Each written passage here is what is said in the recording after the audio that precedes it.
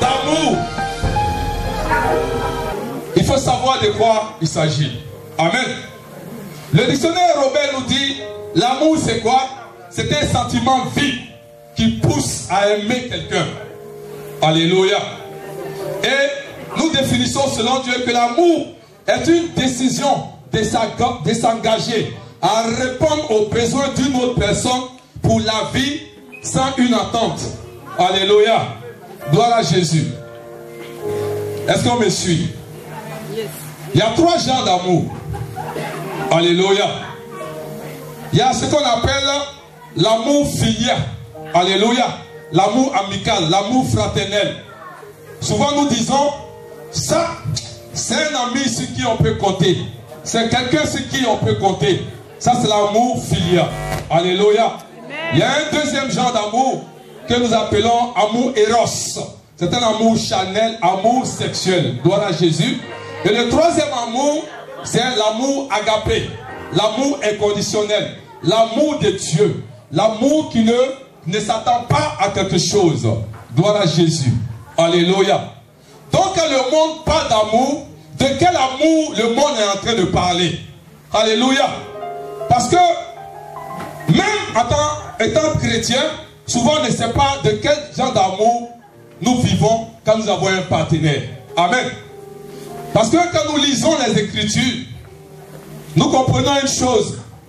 Quand nous lisons par exemple 1 Corinthiens 13, alléluia, on parle d'un don, n'est-ce pas? Alléluia.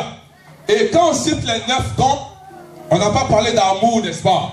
Donc l'amour, ce n'est pas un don. Dis à quelqu'un, l'amour, ce n'est pas un don. Alléluia. Parce que quand nous lisons Galates chapitre 5, le verset 22, nous disons que mais le fruit de l'esprit, c'est l'amour. Amen. Donc l'amour, c'est le fruit de l'esprit. Gloire à Jésus. Alléluia. Je m'en vais quelque part. Donc si je suis chrétien, j'ai accepté Jésus-Christ comme Seigneur et Sauveur. Ça veut dire quoi? L'Esprit de Dieu vient habiter en moi. Amen. Donc si l'Esprit de Dieu vient habiter en moi, ça veut dire que les fruits de l'Esprit sont en moi. Alléluia. Est-ce que quelqu'un me suit? Puisque l'amour c'est quoi? C'est le fruit de l'Esprit. Amen. L'Esprit de Dieu. Gloire à Jésus. Donc si l'Esprit de Dieu vient habiter en moi, amen, ça veut dire que j'ai les fruits de l'Esprit, n'est-ce pas? Gloire à Jésus. On nous dit que Dieu est amour, n'est-ce pas? Alléluia. Et si le mariage n'est pas important pour toi, chrétien, pourquoi les chrétiens divorcent? Alléluia. Parce que si l'Esprit de Dieu en moi, j'ai les fruits de l'Esprit, normalement je ne dois pas divorcer, n'est-ce pas? Je dois maîtriser les données. Alléluia. Amen. Et c'est ce qui surprend les chrétiens. Gloire à Jésus. Et quand la Bible nous dit que rechercher l'intelligence, rechercher la compréhension, Dieu veut te dire que même si mon esprit habite en toi, les fruits de l'esprit sont en toi. Mais si tu n'as pas la connaissance de ces choses, tu ne peux pas appliquer cela à ton mariage. Alléluia. Amen. Gloire à Jésus. Je suis enfant de Dieu, je suis né de nouveau, je parle la langue. Alléluia. Mais cela ne garantit pas le succès de mon mariage. Gloire à Jésus. Donc quand on parle de mariage, il ne s'agit pas des autres, mais il s'agit de tous les êtres humains. Que tu sois chrétien ou pas, tu as besoin d'avoir la connaissance pour faire fonctionner ton mariage. Alléluia. Je suis enfant de Dieu, j'ai l'Esprit de Dieu en moi. Pas comment les appliquer, mon mariage aura des problèmes. Alléluia. Pour que le mariage soit un succès, ce n'est pas une position de main. Tu as besoin de connaissances. Alléluia. Amen.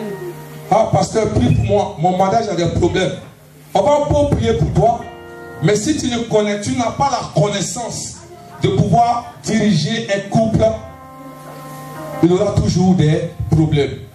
Alléluia. Gloire à Jésus. J'ai parlé de 3 sortes d'amour, n'est-ce pas? Mais c'est quel genre d'amour nous devons utiliser. Amen. Imagine que je vis avec quelqu'un et cette personne me trompe. Amen. Soit mon épouse me trompe, ou bien m'a trompé, ou mon mari m'a trompé. Alléluia. Qu'est-ce que je fais? Premièrement, on a parlé de l'amour filial, qui est l'amour fraternel, amical, n'est-ce pas? Donc si mon mari me trompe, ou ma femme me trompe, et que je présente le premier amour, mais s'il m'a trompé, ça veut dire que je ne peux pas compter sur lui, n'est-ce pas? Donc si elle m'a trompé, je ne peux pas compter sur elle. Donc c'est dit que l'amour filial est hors sujet. Il reste combien? Deux autres. Amen. Deuxièmement, on a l'amour éros, qui est charnel sexuel. Donc si mon mari m'a trompé, ou ma femme m'a trompé, s'il s'approche de moi, ou elle s'approche de moi, le simple fait de penser qu'elle était dans le bras de quelqu'un d'autre, ou elle était dans les bras d'une autre fille, je n'ai plus envie de coucher avec lui, n'est-ce pas? Alléluia. Donc l'amour éros est dégagé. Amen. Il reste quel amour? L'amour agapé. Et j'ai dit que l'amour agapé, c'est un amour inconditionnel. Alléluia. C'est un amour où on ne cherche pas l'intérêt de l'autre. Gloire à Jésus. Et c'est cet amour-là que Dieu a pratiqué sur nous. Amen. Avant même que nous péchions, alléluia, il avait déjà prévu la rédemption. Gloire à Jésus. Donc c'est cet amour-là que nous avons besoin pour pouvoir permettre à notre vie de couple d'avancer. Alléluia. Parce que les gens parlent d'amour, ils fêtent l'amour, mais c'est de quel genre d'amour? Alléluia. Parce que la majorité du monde fonctionne avec l'amour éros. Alléluia. Or, fonctionner avec l'amour éros, c'est très dangereux. Gloire à Jésus. Est-ce que vous êtes là? Alléluia. Fonctionner avec cet amour, c'est très dangereux. Parce que l'amour éros, c'est un amour charnel. Gloire à Jésus. Et je vais vous dire comment il fonctionne. Vous savez que notre corps est formé de molécules, n'est-ce pas? Quand on parle de chimie. Alléluia. Et ce qui se passe, c'est que quand elle est bien présentée, alléluia, et on remarque quelque chose sur elle, par exemple ses lèvres, gloire à Jésus. Quand tes yeux ont vu ça, qu'est-ce qui se passe? Amen. Il y a une réaction chimique qui se passe dans ton corps. Alléluia. Et cette réaction qui se passe, c'est que quand tu vois la sœur, quelque chose te passe à l'esprit. Alléluia. Tu veux d'elle. Amen. Et qu'est-ce qui se passe? Comme la sœur tourne un peu, elle t'embête un peu, tu viens un matin, tu dis non, ma sœur, tu sais que je t'aime. Alléluia. Tu sais que je t'aime. Alléluia. Et je t'aime que ce monsieur a prononcé. Je vais vous poser la question.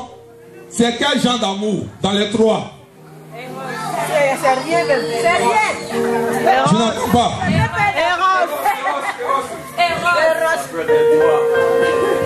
Je vous attends pour avancer. Alléluia. Quelqu'un, tu ne te connais pas ni d'Ève ni d'Adam. Il vient un matin parce qu'il a vu ton rouge à lèvres. Il dit je t'aime. C'est de quel je t'aime on parle ce soir. Alléluia. Donc si le monsieur vient, il dit je t'aime. Or l'amour éros, c'est quoi?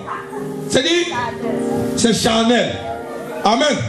Or les molécules dans notre corps sont instables. Chaque 5 secondes, ça bouge. Alléluia. Donc si je viens que je vois une soeur et que je dis que je l'aime, alléluia, et la soeur aussi n'a pas compris, puisqu'on parle d'amour, elle se jette dans les bras du monsieur. Alléluia.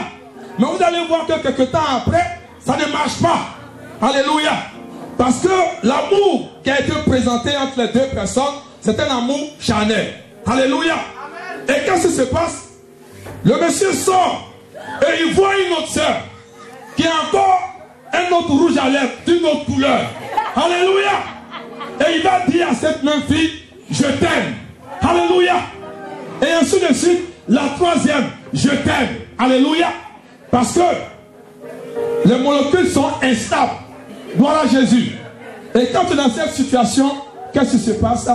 C'est une déception. Et le mariage ne marche pas. C'est ça. Je suis à mon deuxième, à mon troisième homme. Rien ne marche. Alléluia. Et directement, on commence à accuser les sorciers. Dis à quelqu'un, il faut laisser les sorciers où ils sont. Alléluia. De quel genre d'amour tu parles? Gloire à Jésus. Alléluia. Et c'est très important. Gloire à Jésus. Alléluia.